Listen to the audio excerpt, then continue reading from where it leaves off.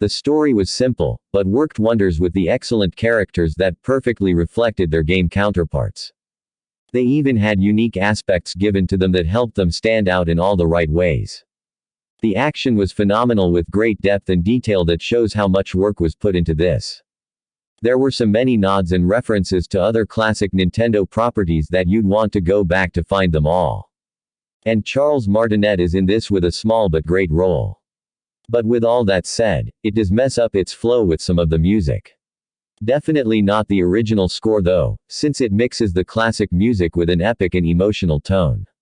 But the copyrighted music Illumination probably paid a third of their budget for feeling out of place in this film and took me out of the experience a couple times. Other than that, it's amazing that I'll gladly watch it again. There are some very minor spoilers ahead. I just want to say that this movie exceeded my expectations. The critics' score should not be taken seriously. It's nowhere near a bad nor average movie. There are some things that I didn't like about it, but overall I left the theaters with a smile.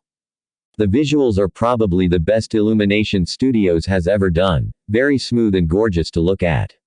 The human characters like Mario, Luigi and Peach's faces look different from their video game counterparts and kind of weird at first, but you will get used to them and at least their clothing match. But on the other hand, the animals and creatures from the Mushroom Kingdom like the Koopas, Donkey Kong and Bowser all look very accurate and detailed. The voice acting, sorry but Mario does not sound like Mario at all in this movie. I'm not a fan of Chris Pratt's acting as Mario. Luigi sounds better but not accurate either. Peach is good I guess and Donkey Kong sounds like Seth Rogen. Yay. Bowser however, gets a straight 10 out of 10. Jack Black actually tried to sound like Bowser and he should be cast again as Bowser in future movies. Longtime Mario fans will be surprised to know that Charles Martinet is also in the movie, but not as Mario. The character he got to act for is such a waste and not even worth mentioning to be honest. The story is not your typical Mario video game story. It's actually baffling at first how literal they took the Mario origin story of him being a New York plumber. The movie starts going in the wrong direction, but as the movie goes on it becomes better and better and ultimately it worked in the end. The pacing is very fast. There is no real character development except for Luigi and maybe Mario, but there's just too many relevant characters and not enough time to flesh them out.